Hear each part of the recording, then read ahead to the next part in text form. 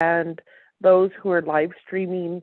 We feel that it's very important to raise awareness about bullying and bringing awareness to the National Bullying Prevention Week. Yesterday, we walked to raise awareness on domestic violence. We know that domestic violence is not just the physical actions, like the bruises and the cuts, but it's also contributes. It could be cyber stalking, it can be intimidation, it can be harassment.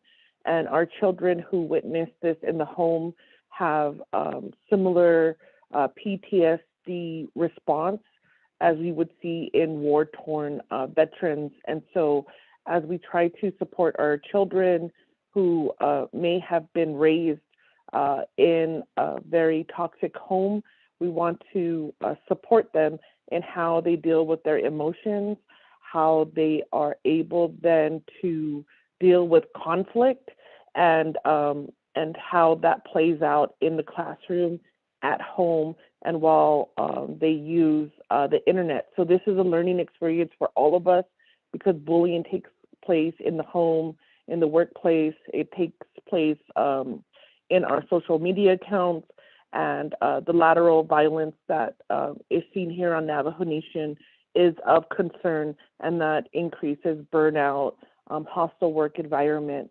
And so we just want to continue to heal. So I appreciate Shadija Shakila for being on the line and always providing the support that we need here on the Navajo Nation, and as just another tool to reach out and to know that healing is something that we can do every day.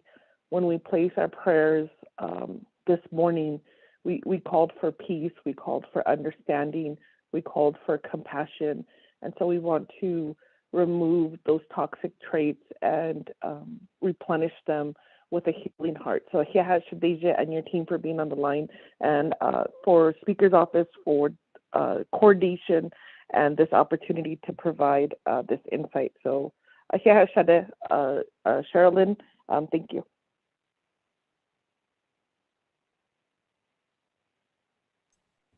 Thank you, Madam Chair. So I'll go ahead and start share my screen so we can start our presentation.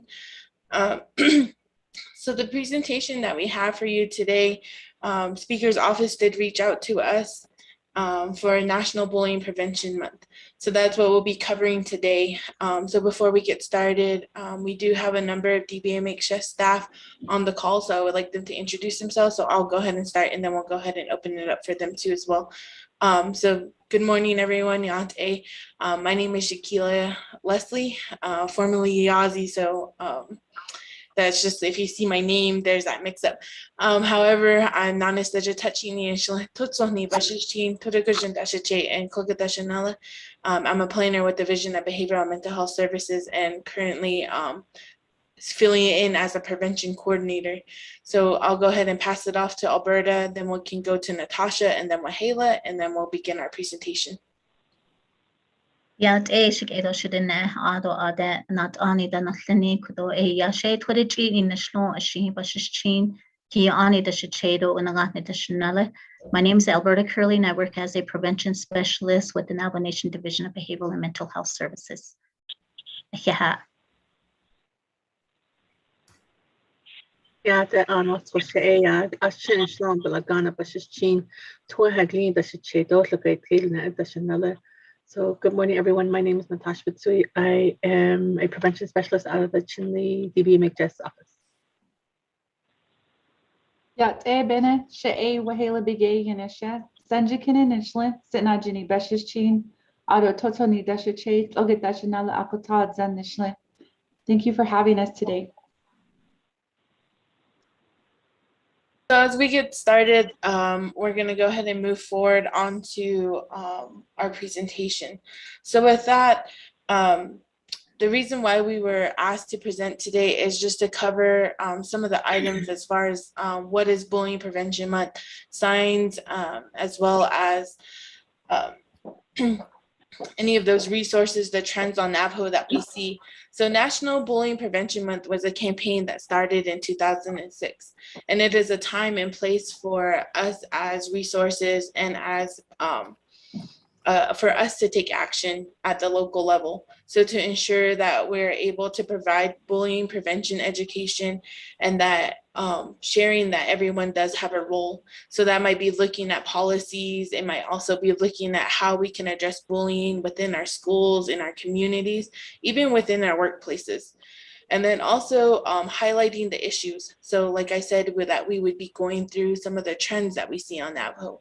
So when we do look at these trends, is how can we address them and how can we make change so that we can decrease bullying prevention on the nation? It is a time for us to share prevention resources, and that's something that decreases bullying too as well, is that when we know our resources are, we know where our support systems are, that we can lower the rates of bullying, because they know that they can find some help within their local area, within their schools. And then also just inspiring us to be kind to each other, being able to unite so that we can be respectful, be kind to one another. And that's mainly what Bullying Prevention Month is for us to go back and think about how we would like to be treated and how we should treat others. So in that, all together, what Bullying Prevention Month does is that we want to create a world, even within our own nations, within our own sacred mountains, a world that doesn't have bullying. So we're going to go ahead and move forward.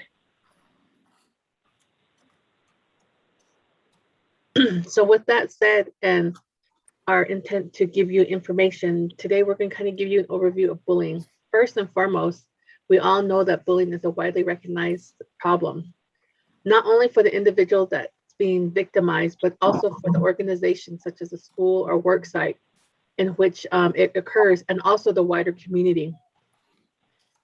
So we all know that bullying in itself is a major issue, and so it itself warrants concern and action. So bullying doesn't only occur within peer relationships in schools, it can also occur within very many different contexts across one's lifespan, and a variety of social relationships, such as peers during your childhood, adolescence, adulthood, between family members, boyfriends and girlfriends, coworkers, or even between employees and employers. Bullying is also a systematic abuse of power. Sounds good. That can be physical or psychological, and that it is an act which is intended to hurt or harm another person.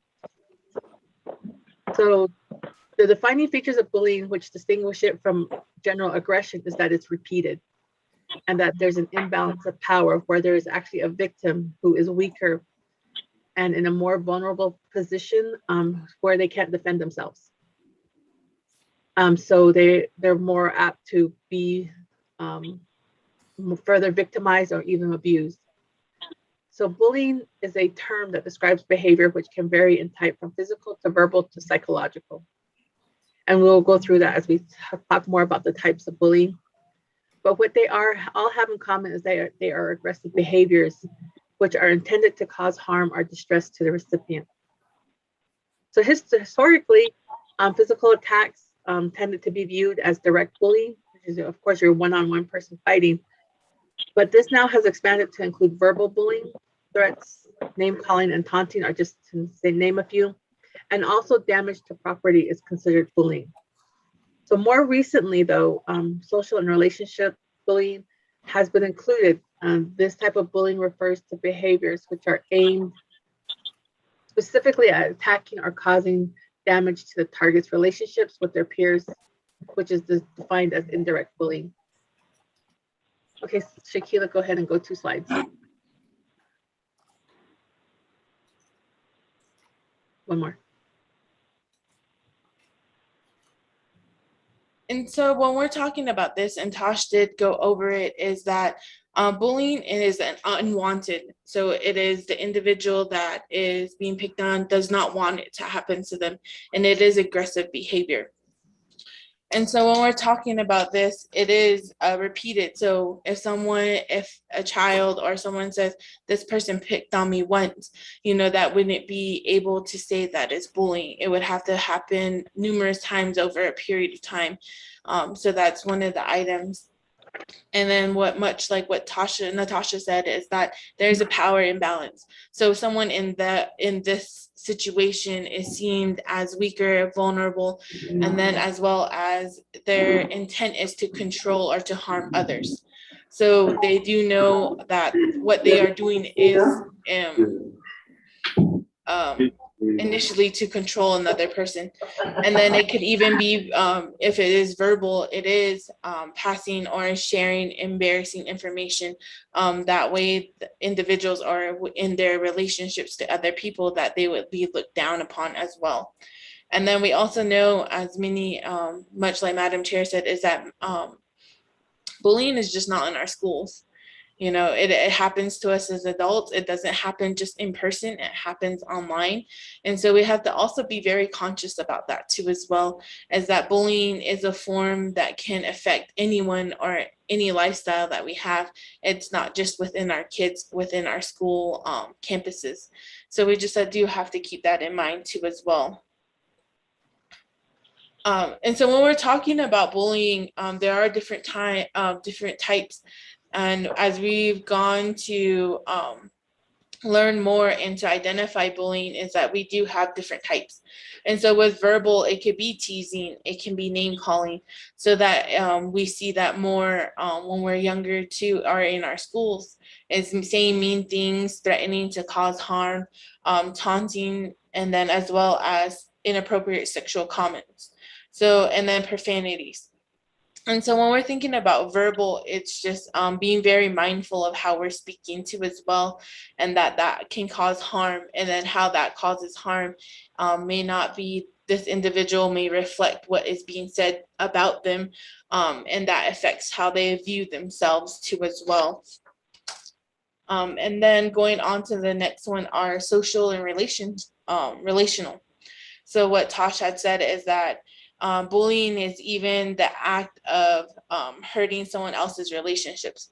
So it may be a group of coworkers that don't like someone and they're trying to make the work relationships difficult. And so that would be bullying too as well. Leaving out someone intentionally, telling others not to be friends with them or to interact with them or to be around them, and then embarrassing someone in public. So these are different forms that isolate the individual, that keeps them away from other people. So then just also making it hard for them to find support. Another type is physical. So this is the one we think of when we think about bullying, is hurting another individual, causing harm. And so that could be kicking, punching, pushing, shoving, tripping, even spitting on someone, and then as well as breaking someone's belongings. So the intent of taking it away, breaking it, so that they also know there is, like we said, is that power imbalance. And making rude or inappropriate hand gestures, so that maybe we don't, like we said, there are verbal where those comments are being made, but even hand gestures, the physical part of it, is bullying. And then also mean looks. And then another type that we have are cyberbullying. So this is using any electronic device or technology. So mainly what we see it on is social media. So sending, posting, or sharing negative information, or sharing like false information or mean information about someone or people, and then prank calling or hacking. So when we do see cyberbullying, is that even when someone hacks another person's account, they're sending out information that might be harmful, and then as well as spreading rumors. So we know on social media that not all the information that we see on there is true, but when we do see that when someone does share something negative, it does tend to spread a lot faster. And so we have to be mindful of that too. sending mean or inappropriate messages, and embarrassment or humiliation. So even just sharing something, maybe someone did something and they fell and people are teasing them about them, or maybe just some information about them that they don't want to be public, and they get humiliated by it. So we can see in the graphic, even when people call each other names on social media, so like being called a loser, or not saying people don't have friends on there. So just being very mindful of the different methods that bullying can take form, and so that we can be able to look and recognize those too as well.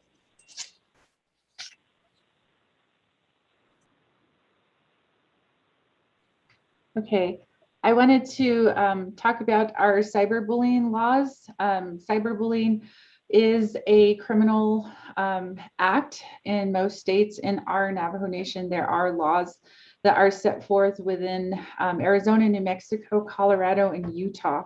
And here on our Great Navajo Nation, which is the Criminal Code Title 17 of cyberbullying. With this criminal code, there are penalties that are involved for cyberbullying. One thing that I wanted to mention before I get started on talking about details about cyberbullying is that when we talk about cyberbullying, it's not, I don't want people to think that it's less than face-to-face or in-person bullying. Cyberbullying brings out the same emotional affect and the same mental health difficulties as if the bullying were done in person. So I wanted to make that point known. First of all, within the past couple of months, because of the COVID-19 pandemic, more states and more schools are becoming a little bit more active with their cyberbullying policies and procedures, protocols, laws, and consequences thereof when it comes to cyberbullying, because we all know that last year we were all at home and all of our communications were specifically, and majority of our communications was electronic. So we've been seeing trends lately where cyberbullying has increased over 50%, and that includes children in schools and adults at work. And continuing the implementation of those laws, awareness, because a lot of us have gone back to work and a lot of us have gone back to school, where cyberbullying still exists hand in hand with in-person bullying. So I just wanted to make note of our cyberbullying laws that are in place on the Navajo Nation. If we can go down to the next slide, Shakila. There are different types of cyberbullying. When we talk about cyberbullying, it's not just posting negative comments on social media. There are many forms of cyberbullying, which I'll mention. Some exclusion involved, catfishing, trolling, frapping, outing, harassment, blackmailing, dissing, and trickery are some of the terminology that we use for cyberbullying. It's not just basically going to the point of making rude comments or sharing negative remarks on social media. It happens in the form of where people will actually try to, their main intention on cyberbullying is to harm, create fear, invoke frustration, sadness, and in the intent to harm someone either physically or mentally. And even to the point where they can influence them or convince them to maybe meet in person, where things get more serious, where we can have things come up such as assault and kidnapping. So we want to make note of what cyberbullying is and how it could lead. And it usually goes in conjunction with other laws. If penalized, could go into things like blackmail, stalking, things that could become a felony and go and break the threshold of being misdemeanors. So when we're targets of cyberbullying, again, the main intention is to harm another person through rude remarks, name calling. The demographics for cyberbullying, there are no borders, there is no discrimination for cyberbullying. It happens at all ages, it happens in all races, ethnicities, and socioeconomic statuses. No one is void out of cyberbullying. If you have a electronic device, the possibility is there for you to be cyberbullied. So we will always want to take precautions as far as looking at our security and privacy settings, especially for our children. If your young ones or members of your community have electronic devices, it would be a good idea to recheck their phones, maybe on a frequent basis, a couple days a week. Ask them about if they're being cyberbullied. If your child or a young person will come up to us, even for adults, us as adults really don't know what to do if we're being cyberbullied. What are the steps? Where would you go? Who would you contact? Of course, taking as many screenshots as you can, reporting the cyberbullying, and always talking and sharing with someone that you trust. Now, as a young person coming to adult, of course, we want to offer a non-judgmental ear, show that we care, show that we are concerned. And again, looking at our child's screen settings and making sure their security features are in place. If we can go to the next slide.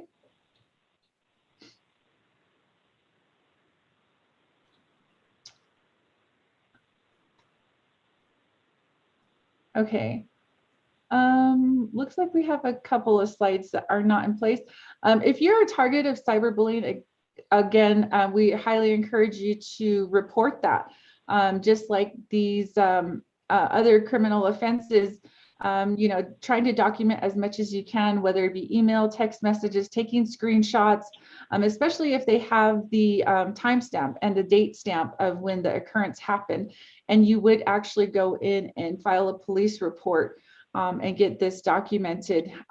There are instances where you can file for a protection order against harassment and stalking if the cyberbullying continues. We also want to just make note of the very, very detrimental mental health effects such as depression, anxiety, fear, PTSD, even thoughts of suicidal ideations. And that's the seriousness and why we're here today to talk about cyberbullying prevention, bullying prevention. Always be able to report here at DBMHS. We are always open to help guide you. We do have victim advocates within our Navajo Nation that can help with the process of getting all of this documented and reported and to keep you safe. It is a very serious matter. Also, if you are, if this is happening to your child, you can also report it to your school district. Within our school districts in Arizona, which are where I'm at right now, there are laws in place where cyberbullying protection and bullying policies and procedures have been put in place in the school district for a zero tolerance of bullying, and then to get with your school district and to report it. I know that Arizona has been very strict in making it a statewide effort to have bullying laws in place, bullying procedures and policy in place for every school district. So I just wanted to encourage you, especially like I said, since we've been electronic, we've been virtual this past year, we've seen a major spike in cyberbullying. We've seen a major spike in bullying on gaming platforms. We've seen a huge increase on bullying regarding the personal viewpoints from COVID vaccines, the COVID pandemic in general, and how that's all come to play. And no doubt in my mind that you see comments like this online. It's so easy to try to retaliate or start an argument or try to state your viewpoint. If you do see cyberbullying, whether it's yourself or your child, we want to highly encourage you to not reply. They're trying to look to invoke a response. and trying to report this as soon as you can to authorities. Use the block feature and look at your phone security settings.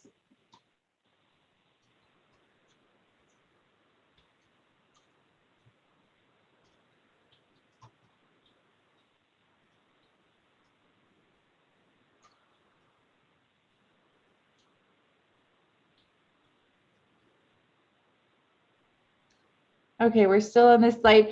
Again, looking at our features on our security settings, many people do not go through their social media platforms as far as the settings are concerned. There are settings that are specific to bullying, that are specific to safety and prevention of things like self-harm, bullying, frapping, reporting fake profiles. Even with our emails, we have encryption on our emails. Do not be afraid to report on social media sites. A lot of times when cyberbullying does happen, it comes from people we actually know who we met in the past, and a very small handful of those who we don't know, who we never met, and are specifically just online friends only. So take a look at your security settings and get familiar with reporting, especially for our young ones. Starting the dialogue, asking, what sites they've been to, who their friends are, if they felt embarrassed, shamed, or felt fear because of text messages or even links that they might have been sent. So it's always good to start the conversation. And then also checking up with their school, and then monitoring their behavior. And you can do that, if your children have a phone, laptop, looking up their history, seeing what messages and emails were received would be a good idea. I am always one to encourage logging out of browsers for all of us adults, logging out of browsers, logging out of any public device, even with Wi-Fi, where the potential for us to be catfished or the potential for us to have fake profiles, again, like Shakila had mentioned, with the intention to ruin a reputation, with the intention to put out false information, maybe because we left a browser open, or somebody had maybe hacked into our account. So always try to change passwords. And then at the same time, if you notice any of this on your accounts online, be sure to report it. We'll go ahead and talk about some of our data here.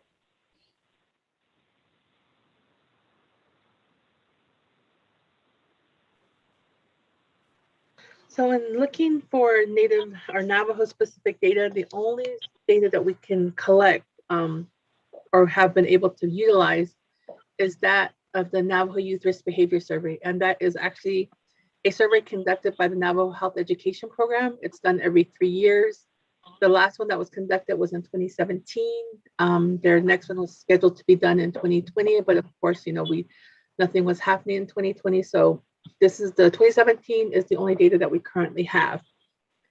And so in 2017, the Navajo Youth Risk Behavior surveyed schools on the Navajo Nation and those border town communities whose student population was at least 50% Navajo. So with that, the number of participants included 85 middle schools. And when I say middle schools, these are schools that had grades 6th, 7th, and 8th in their schools. And some schools may have only had 6th grade in the school, but as long as they had the grades 6th, 7th, and 8th, they were included in the survey for middle school. The high schools was 45 of them. So there was 45 high schools with a total student population of 9,023 students. For the middle school, it was 8,289. So each survey is different. The middle school, of course, will be a little bit shorter, not as aggressive as the high school survey questions are. So in that, the middle school questions, there was 2 that talked about bullying, and that was, the first one was bullied on school property and ever electronically bullied. And then the questions asked of the high school students was if they ever felt unsafe at school, if they had ever been in a physical fight on the school property within the past 12 months, if they were ever bullied on school property, electronically bullied, or if they had ever been threatened or injured with a weapon at school. Next slide. And so if we kind of compare this, and I'll talk about more of the comparisons here. But as we talk about, the first question for the middle school was ever electronically bullied. That was at 16.5%. And we compared it to the New Mexico Youth Risk Behavior Survey, and then the New Mexico Native American that came from the New Mexico UYRBS survey. And as you can see, Navajo Nation is a little bit high, but in comparison to New Mexico, our middle school students weren't electronically bullied as much, but it's still high at 16.9. Next slide. And then bullied on school property. For our students that are in grades 6th, 7th, and 8th, almost half of those students said that they were bullied on school property at 46.6%. In comparison to New Mexico, it's at 45. So our students in those lower grades are actually felt like they're being bullied a lot more, and which kind of tends to be the case, especially in elementary and junior high. But we'll see the changes as we get into the higher grades. So go ahead and go to the next slide. So for the high school students, once again, we stated that there was 45 high schools surveyed. And one of the questions that was asked of these students was if they felt unsafe at school. Navajo Nation students stated that they had about almost 11% stated that they felt unsafe at school. In comparison to Arizona at 10%, and then New Mexico at just below 12%, and Utah at 8%. So as you can see, we did compare the different states with Navajo Nation. And overall, US was actually at 6.7. So we were actually higher. We're about the median of all of high school students that said they felt unsafe at school. Okay, next slide.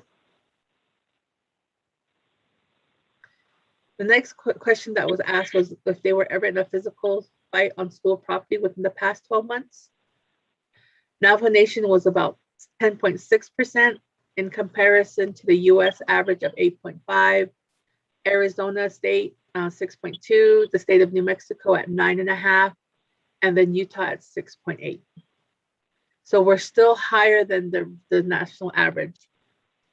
So that means our students are actually engaging in more physical fights on campus, on school campuses. Go ahead.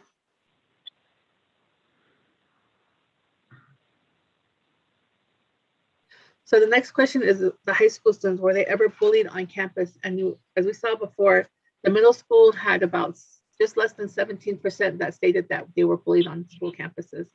Whereas Navajo Nation, the high school actually jumped and it went to 19, a little bit less than 19.5%. But that was still a little bit lower than the US Native American average at 21.7, as you can see in the middle of the screen. But we were still just about even with the US average, the state of Arizona, the state of New Mexico, and the state of Utah. So our high school students are pretty much being bullied still at high school. So that's a cause for concern because it's about 1 in 5. If you think about just over 20% that our kids are being bullied. Okay, the next one. Electronically bullied. So as we see here, the average, we kind of sit at a medium rate for electronically bullied, and that includes text messages, social media, and emails. So with that, at 14%, we are lower than the US average. We're also lower than the state of Arizona and New Mexico, but we're even, state of Arizona and Utah, but we're even with New Mexico. Okay, next question. The last question that we kind of reviewed for this presentation is that was ever threatened or injured with a weapon at school. And actually in Navajo Nation, that's actually really low. It's actually at 5.9 in comparison to the overall US Native American percentage at 13.7. We are lower than the state of Arizona and the state of Utah averages. And then the state of New Mexico, it doesn't actually ask this question. That's why there's nothing there. So just looking at these results from our 2017 Youth Risk Behavior Survey. It kind of brings light to the actual relevance of bullying and their statistics. So it is pretty high here on Navajo, even though we tried not to believe it is. We have to remember that our kids are being bullied constantly at school. Okay.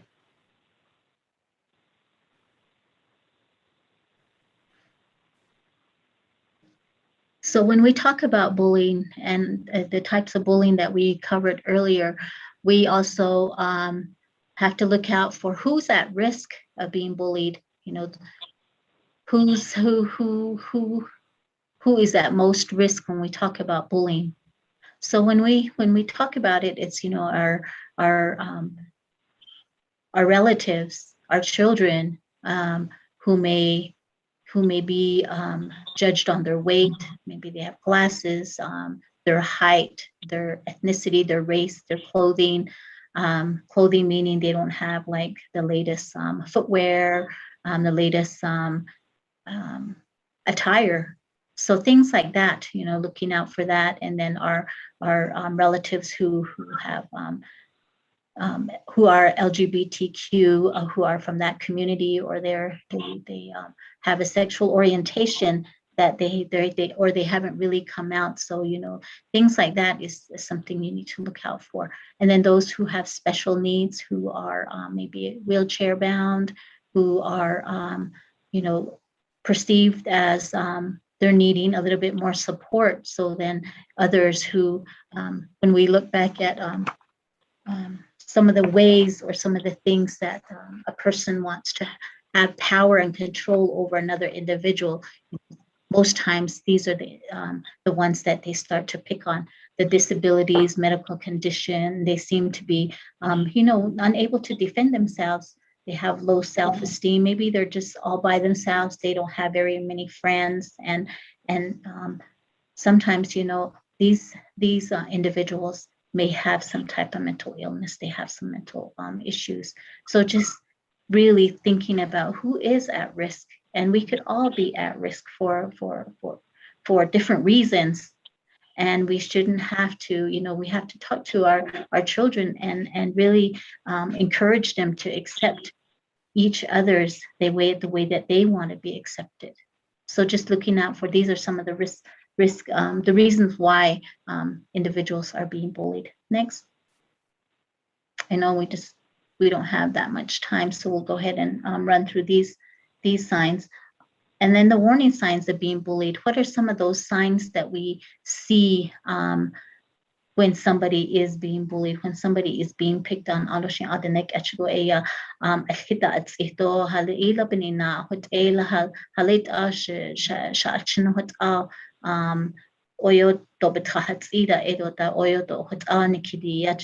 So those are some of the warning signs we have to look out for. And most of it is unexplained injuries, maybe a bruise, maybe they're just not being themselves anymore because they're starting to change. When the person is being bullied, changes occur. And even if the individual starts to bully someone, they're not sitting well with themselves. So some of these signs are very important to look out for, like maybe their sleeping patterns, their habits. They're not enjoying things that they used to enjoy. Maybe they're not wanting to go to school. Their grades are starting to be affected. They're starting to isolate themselves a little bit more. They don't want to be sitting at the dinner table with family. They just want to just be alone. Maybe they're starting to feel like hopelessness, and that's when they start to feel hopelessness. They may start to think about suicide, self-harm, all of those things. So really looking out for warning signs when it comes to our individuals, our relatives who we may think is being bullied. So that's a very important teaching tool when it comes to looking for warning signs of being bullied. Next. So when we talk about the risk, what are some of the risks of being bullied? Then on the flip side is who is most likely to bully. Hela with such a such alla no jol kita eya ado alla da hito nene hait ada heda bahenzi o beni dil after non da tinde ni swido sania ako those most likely to bully are they like to be in charge. They like to be in charge of others. Maybe they dominate with maybe their physical appearance, maybe their status quo, maybe their they just always they always want to be in control of situation or of others, because that's a learned behavior. They always want that social power. Maybe they're maybe within where they're at, they're dealing with some low self-esteem. Maybe they've got some anxiety, or maybe there's things going on in their environment at home. And then it starts and then it funnels over to the schools, it funnels over to the playground, the school bus, and even us as adults. If we want so much control over someone, then we're gonna start to feel it in different ways. So it could be issues at home. Maybe there's violence at home, lack of involvement from parents. And then most times, when we don't speak to our children, when we don't bring awareness, just like the bullying prevention awareness for this month, if we don't bring awareness, sometimes when individuals learn certain type of behaviors, then they start to view violence as being acceptable, because nobody's stopping them. Nobody's really telling them, there's no awareness. So they just think that it's acceptable and it's normal. It becomes normal for them. Some individuals may view some of their friends or others around them bullying others. Maybe their siblings are bullying others, and they're just like, oh, okay, and then they get bullied themselves. So that feeling of not, that's low self-esteem, then they turn around and they start to dominate and bully others who are younger than them. And remember, bullying is a repetitive behavior, and and most times, they have a difficulty really following rules or boundaries. Sometimes they go beyond their boundaries. Sometimes, they're allowed to do that, but really with awareness and some coping skills, they could learn what their boundaries are and be able to get along with others in the schools and in the community, and especially and also in the workplaces. Next. As we talk about this, why bullying is not reported?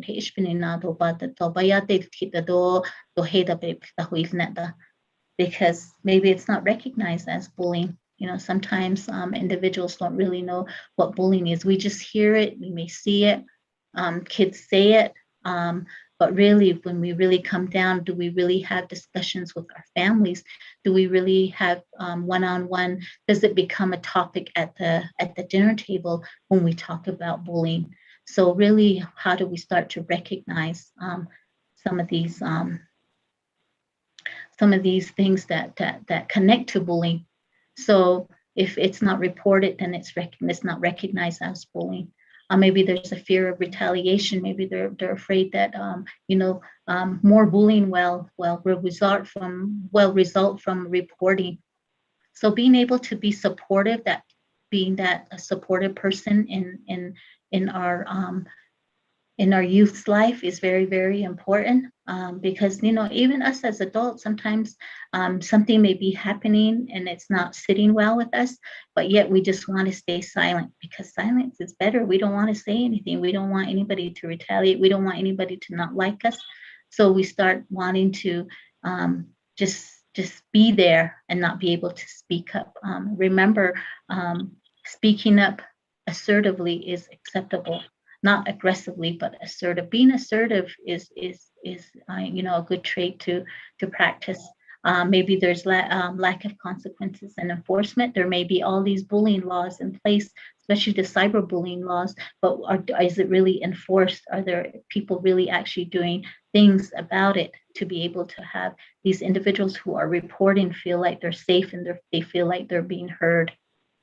Again, lack of knowledge, education such as this. So I really want to thank the Speaker's Office for allowing us to present to to the constituents and individuals who are interested in learning more about bullying. We really appreciate that, because the more we talk about it, the more educated and knowledge we have on these topics, especially if they're designated as certain topics for these months, these upcoming months. Maybe there's barriers, maybe there's no witnesses. We think that nobody will believe us, lack of self-confidence, and just feeling like they're feeling ashamed and powerless, like they can't stand up to what's happening. And that really starts to bring on a lot of these emotional issues and mental health issues, when people just start to carry the baggage around. They're afraid of not being able to let go and report the things that are happening. So and people to report to. Earlier, Wahala mentioned, the laws, and then also ways of reporting, but is it really being taken seriously? So this is where we have to come together and really start to work together and encourage individuals to report, to start talking about it, and start a dialogue and start having a conversation over bullying. Next.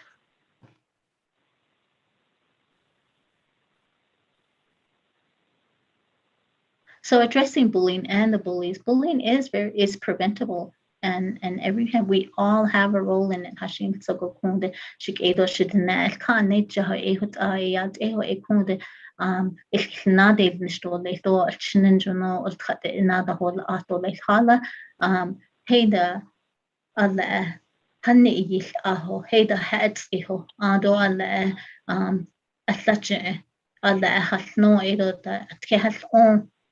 Adoshin that do bijnately da yili a coho aje hajisho eya kuyin edo da do hut anti case hunde ado pashin sogo do hunts do costo do alaj do tinle a kunde hut an kishdi lasso. Really going out there educating that bullying is preventable. We just all have to get some education and awareness and start to learn how to identify bullying, and promoting that bullying is unacceptable and it's not normal.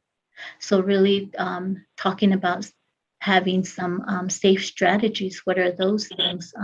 Intervening, being able to talk to somebody, being able to talk to your own loved ones if you notice that they're picking on someone. Even when we hear from the school that our child has been picking on someone, we're over there yelling at the school administrator, the teacher, saying my child isn't like that. But it's really having that conversation with your children, with your loved ones, with your relatives, and it's even happening among relatives who are older. Maybe they grew up in that environment, and that's where bullying becomes normal, and they carry it into their adult years, into their elderly years, by picking on each other's because of land, because of livestock, because of little things, jewelry, things, and it just it's not healthy for our communities. And what are some of those short and long-term effects? Really talking about that. Halet al nihihote dolti ado bansi keso nihiloljish.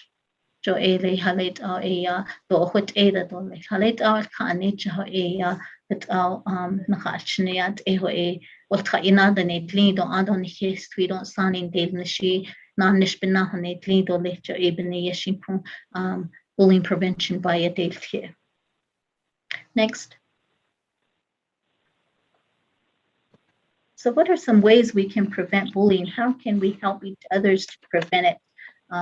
Kunde prevention specialist ato aneta be alla bein that nithin. Joan le one has ada quantil khita ada amado ajada nitlon amasana eche analystly nitlon ado amayaje adai ado apijita nitlon halet on that nitino eya kwede khachne do hot al kanda khidole bullying would yahi So really, as families, how can we prevent bullying is really talking about it at home, keeping an eye out for signs of bullying, promoting and being able to talk about what is kindness, fairness, and accepting.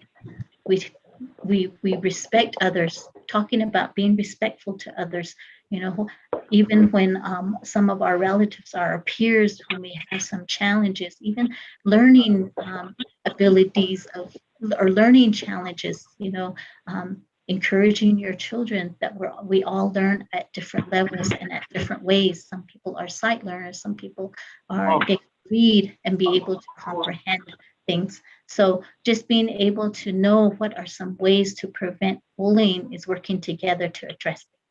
Promoting the values, beliefs, and the spirituality and the resilience component.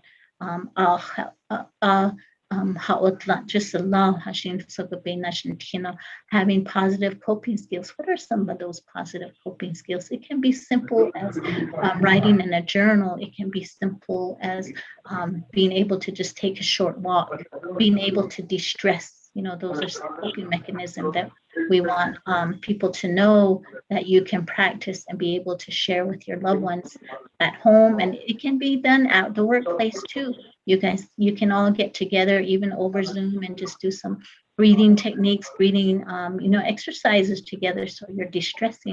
And that way we're not all carrying around a lot of things that can result us to pick on one another. Knowing your resources is very, very important, and having that conversation and dialogue about bullying and cyberbullying and how we, sometimes the kids just put anything on their social media and later it comes back. Whatever we put, whatever pictures yesterday, if you get on our Navajo Nation Division of Behavioral and Mental Health Services Facebook page, there's a lot of teachings in there.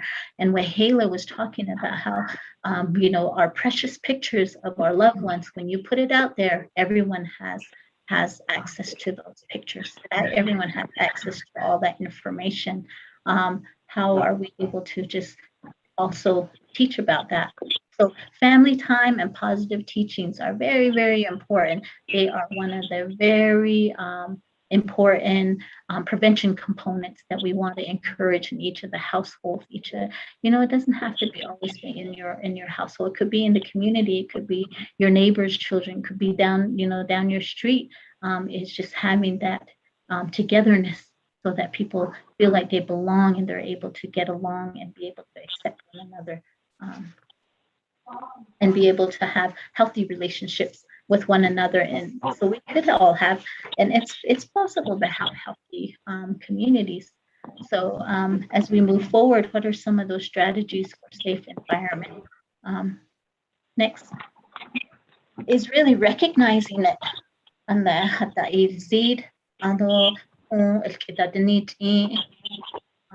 Implementing some of those prevention strategies. What are some of those strategies?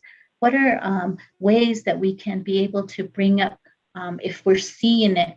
How do we start to increase the supervision and be able to investigate the incident instead of just letting it go because maybe they're our best friend, letting it go because they're maybe they have they're well liked in the community, but yet they're using their powers to pick on others.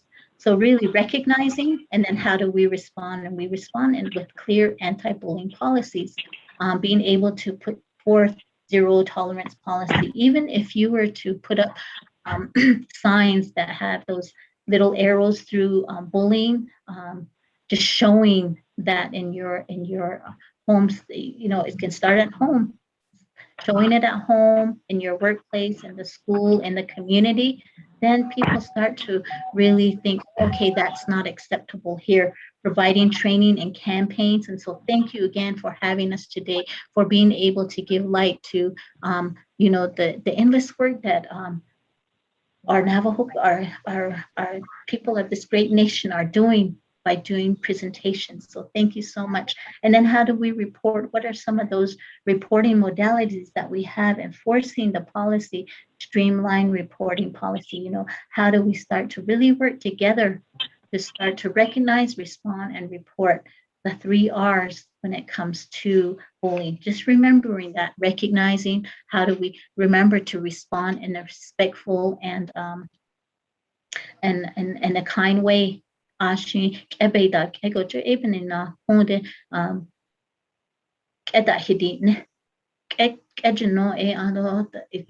you build that respect, and through that how can we respond? Instead of being reactive, we can be proactive in responding, and it'll make it easier to report. And as we move forward, what are some of those protective factors? When I think about protective factors, I enjoy talking about protective factors. So what is that thing that protects you? Go ahead, you can go to the next slide, Shakila. What are some of those protective factors? Anhisid zinigi, you know, connectedness to family, but also really what are ways that we protect ourselves? Maybe one of the things that we do is get up real early and pray, or get up real early and meditate. So there's in Holon ado ishi bin najdo gali ado chanalia chudaneto sweeto sani ande hanalia, you know, wearing your jewelry, your turquoise jewelry becomes a protective factor. So just looking at that and saying, what can I do to really build protective factors individually on this zinigi auto quide so can nalika auto bestanagani auto na community biga and then it starts to grow. It's like a spectrum. So positive attitudes, prevention, again, education and awareness, resilience,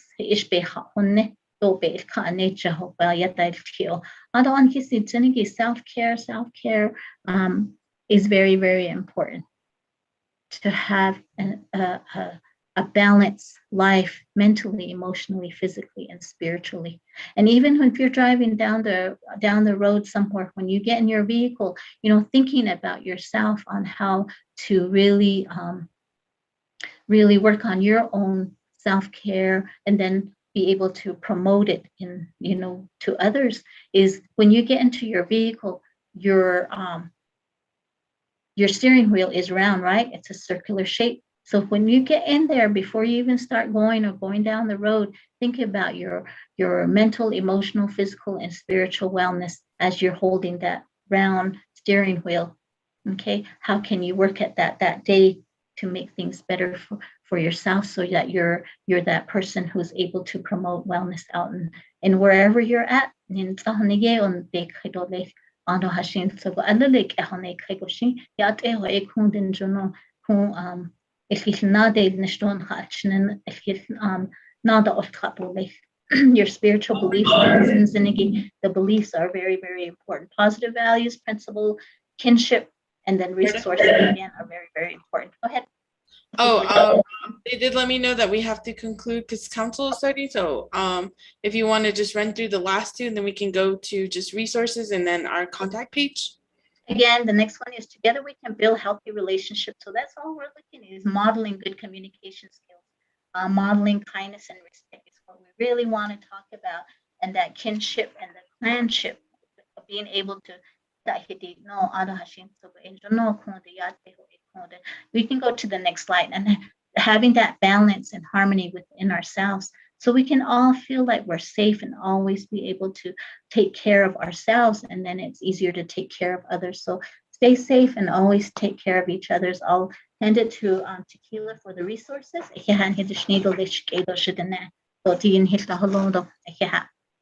Okay, as we're concluding, I know we did, we're just gonna go over resources.